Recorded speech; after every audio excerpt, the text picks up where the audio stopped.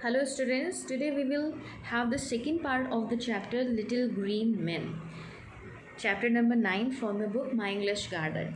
So in the last part, in the first part what we saw that the poet wanted us to be aware of aliens. वो aliens के बारे में हमें जानकारी देना चाहता था, वो हमें अवेयर करना चाहता था कि aliens किस तरीके के होते हैं, कैसे दिखते हैं, उनकी वैराइटीज़ क्या होते हैं, उनके कलर्स क्या होते हैं and so on information he shared with us.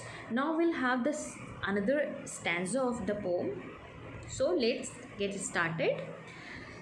We say little green men, yet everyone describes them on a giant scale.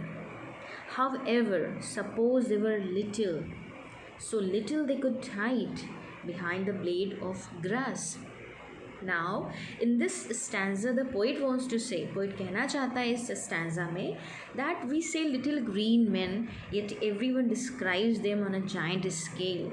अब here the poet कहना चाहता है ऐसा नहीं है that the aliens are always of giant scale, यानी बहुत बड़े बड़े होते हैं, जाइंट स्केल के होते हैं. जाइंट का मतलब होता है बहुत बड़ा, दानों के जैसे बड़े होते हैं, ऐसा नहीं है.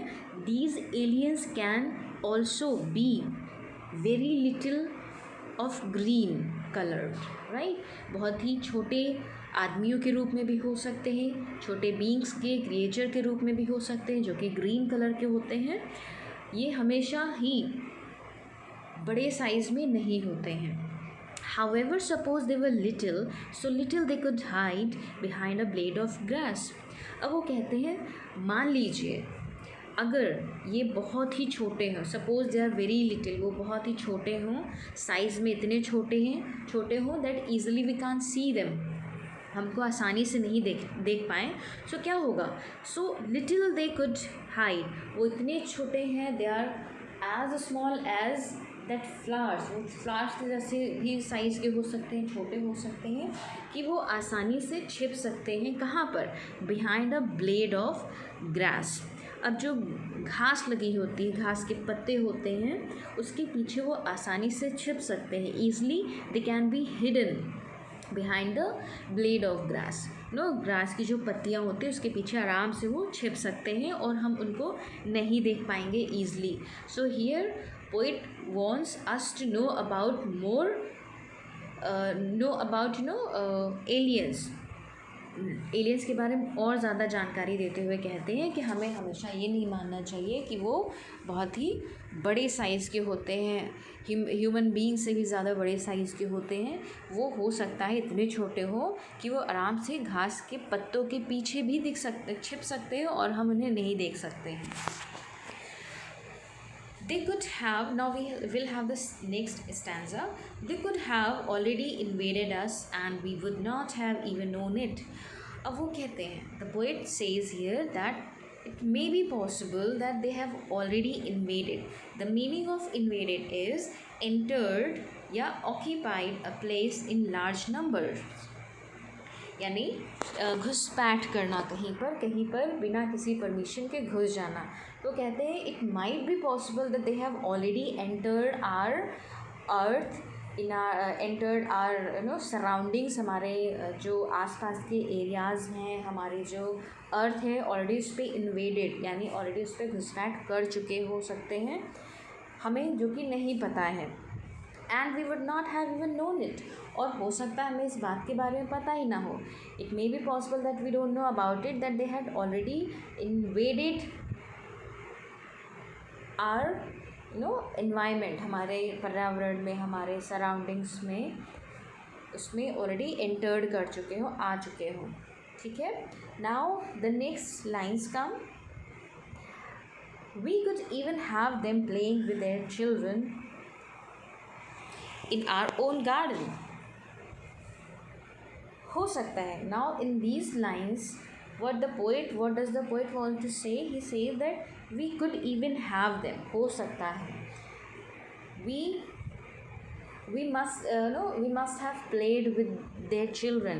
हो सकता है कि हम इन एलियंस के बच्चों के साथ हमने खेला हो सकता है कि they have entered our lives, हमारी लाइफ में ऑलरेडी एंटर्ड कर चुके हो, हमारे सराउंडिंग्स में वो घुस चुके हो, और हो सकता है हम उनके साथ खेलते हों या हमने कभी खेला हो, उनके बच्चों के साथ खेला हो इन आर ओन गार्डन, अपने ही गार्डन में, because they are very small to be seen, वो इतने छोटे हैं कि हम उनको देख नहीं सकते हैं। तो हो सकता है वो हमारे गार्डन तक में एंटर कर चुके हो, घुस आए हो, और हो सकता है कभी हम इन एलियंस के बच्चों के साथ खेले भी हो।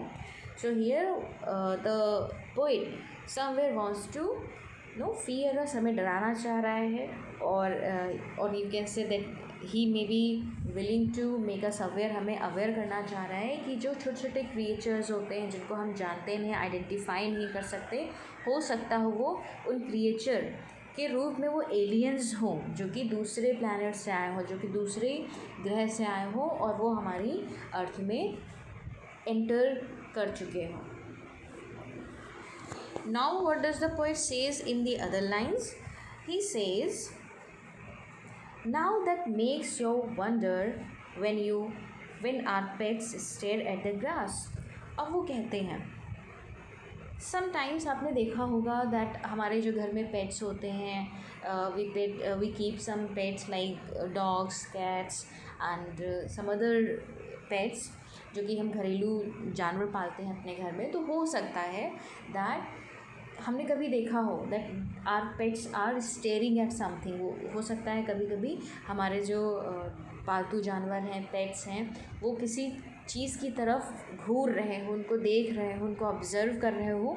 तो हो सकता है that thing which is being stared by our pets, जो हमारे पेट्स उसको स्टेयर कर रहे हो सकता हो दैट थिंग में बी एन एलियन, हो सकता हो एलियन ही हो, वो हो सकता है कोई और क्रिएचर हो जो दूसरे प्लैनेट से हमारे घर के अंदर आ गया हो, और उस जिसकी वजह से हमारे जो पेट्स है उसकी तरफ घूर रहे हो ना। कभी कभी इट हैपन्स कि हम कहते हैं कि जो हमारा पेट है वो ऊपर की तरफ देख रहा है या लेफ़्ट राइट देख रहा है, and we don't know why is it happening, हम नहीं समझ पाते कि ऐसा क्यों हो रहा है, and we feel that something scary is around us, or something some evil spirit is around us, हमारे इर्द गिर्द कोई हो सकता है बुरी आत्मा हो जो हमारे पेट को ही दिख रही हो। तो हो सकता है instead of evil spirit that thing may be an alien, हो सकता है वो जो बुरी आत्मा ना हो सकता है वो एलियन हो, वो दूसरे ग्रह का प्राणी हो जो सिर्फ़ और सिर्फ हमारे पेट्स को दिख रहा है, वो हमें नहीं दिख रहा है। तो हो सकता है दैट मेक्स यू वंडर, हो सकता है आप भौचक्के हो जाओ, दैट मेक्स यू सरप्राइज, हो सकता है आप बहुत ज़्यादा आश्चर्यचकित हो, जबकि हमारा जो पेट है वो घास की तरफ घूर के देख रहा हो या फिर पेड़ों के पीछे कुछ उसको ऐसा दिख रहा हो जो अनएक्सपेक्टेड हो, जो बहुत ही स्ट्रेंज हो, अजीब हो, गरीब हो, जो सिर्फ़ और सिर्फ हमारे पेट्स को, घरेलू जानवरों को दिख रहा है, जो हमें नहीं दिख रहा है। They could well be watching little green men frolicking about. Now there is something to ponder at. अब वो कहता है, पोएट कहते हैं that हो सकता है that our pets may be watching them, हो सकता है हमारे जो पेट हैं उनको वॉच कर पा रहे हों, उनको देख पा रहे हो, they must be able to watch them, see them properly, those little green men, जो छोटे छोटे ग्रीन क्रिएचर्स को देख पा रहा हो जो कि फ्रॉलिकिंग मीन्स प्लेइंग और moving around in cheerful manner, यानी something which is cheerful, an activity which is full of fun. हो सकता है कि वो ऐसी एक्टिविटीज़ कर रहे हो जो चेयरफुल हो, बहुत ही आनंददायक एक्टिविटीज़ हमारे इर्द गिर्द कर रहे हों, जो ग्रीन छोटे छोटे एलियंस हैं, जो छोटे छोटे ग्रीन कलर के मेन हैं, आदमी हैं या प्राणी हैं। हो सकता है वो हमारे आसपास खेल रहे हों, एक्टिविटीज़ कर रहे हों, हमारे आसपास घूम रहे हों चेयरफुल मैनर में, और वो हम नहीं देख पा रहे हो, हमारे पेट्स को दिख रहा हो। तो this is something which is very much serious, ये बहुत ही सीरियस मैटर है। We should overthink we should have overthinking, हमें इस पर सोचना चाहिए. पॉन्डर का मतलब होता है थिंक डीपली एंड केयरफुली, किसी चीज़ पर बहुत ही ज़्यादा चिंतन करना, विचार करना. तो writer wants us to be very much serious about this topic, that we should be very careful about our surroundings, about our environments जो हमारे आसपास हो रहा है, जो एक्टिविटीज़ हो रही हैं that is done by somebody else, और जो हमें दिख नहीं रहा है. कोई भी ऐसा कर रहा है एक्टिविटीज़ जो हमें दिख नहीं रहा है, बट हो सकता है कि वो एक्टिविटी ये एलियंस ही कर रहे हैं जो कि हमें दिखते नहीं है, बट हमारे पेट्स को दिख रहा है. तो here overall in this poem the poet wants us to be aware of aliens and having more information about aliens, so that in future something happens with us or something is seen by our pets, हमारे जो pets हैं उनको कुछ दिखता है, so that we can take it seriously and we can think over it properly or carefully, right? So this is all about this poem, and I hope that you have understood it carefully and properly. And still if you're left with any doubt, you can ask me, or and I remember that I asked you some questions in the last video. Again I'm going to ask you some questions. So my first question for today is that, according to the poet, who is able to see these aliens, कौन इन aliens को देख सकता है इन इस poet के हिसाब से? Who are they, जो कि हमारे घर में रहते हैं हमारे साथ. तो ऐसा कौन है हमारे घर में रहता है हमारे साथ जो जिसको ये एलियंस दिखते हैं? Now the second question is that where are these aliens hidden according to the poet? Poet के हिसाब से ये जो एलियंस है ये कहाँ छिपते हैं या कहाँ छिप सकते हैं? Where can they be hidden, ये कहाँ छिपे हो सकते हैं according to the poet, right? And now the last question is that what is the problem the poet wants us to be to ponder over it? वो चाहता है कि हम ऐसी कौन सी प्रॉब्लम है, what is the problem that poet wants us to be thinking carefully? वो चाहता है हमसे कि इस प्रॉब्लम पर बहुत ही सीरियसली सोचिए. तो ऐसी कौन सी प्रॉब्लम है जो पोएट डिस्कस कर रहा है इस पोएम में, एंड वो चाहता है हमसे कि हम इसको सीरियसली सोचें, इस बात पे डिस्कशन करें. So thank you children. Saying this I would say bye bye and take care.